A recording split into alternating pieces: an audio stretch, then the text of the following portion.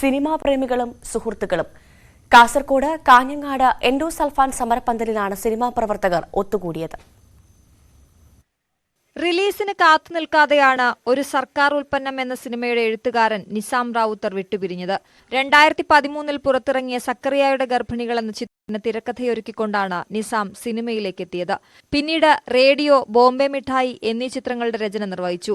നിരവധി ഡോക്യുമെന്ററികൾ സംവിധാനം ചെയ്തിട്ടുള്ള നിസാം വർഷങ്ങളോളം കാസർഗോഡ് ആരോഗ്യവകുപ്പിലെ ജീവനക്കാരനായിരുന്നു. എൻഡോസൾഫാൻ ഇരകൾക്ക് വേണ്ടി പ്രവർത്തിക്കാനുള്ള സൗകര്യാർത്ഥം ആരോഗ്യവകുപ്പിലെ ജോലി മാറ്റിവാങ്ങുകയായിരുന്നു. ദുരിതബാധിതരുടെ പ്രശ്നങ്ങൾ പൊതുസമൂഹത്തിലെത്തിക്കാൻ അദ്ദേഹത്തിന്റെ ഡോക്യുമെന്ററികൾക്ക് സാധിച്ചിട്ടുണ്ട്.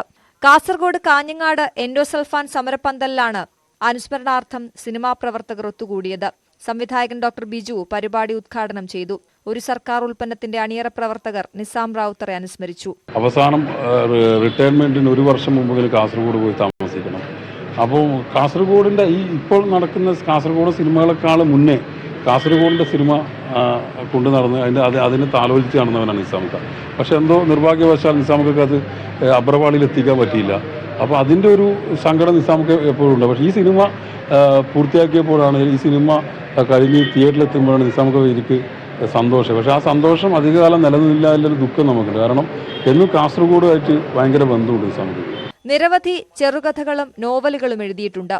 ഒരു സർക്കാർ ഉൽപ്പന്നത്തിന്റെ പ്രമോഷൻ പരിപാടികളിൽ സജീവമായിരുന്നു നിസാം. ചിത്രം റിലീസാകുന്നതിന് ഏതാനും മണിക്കൂറുകൾക്ക് മുൻപാണ് മരിക്കുന്നത്. ന്യൂസ് 18 കാസർഗോഡ്.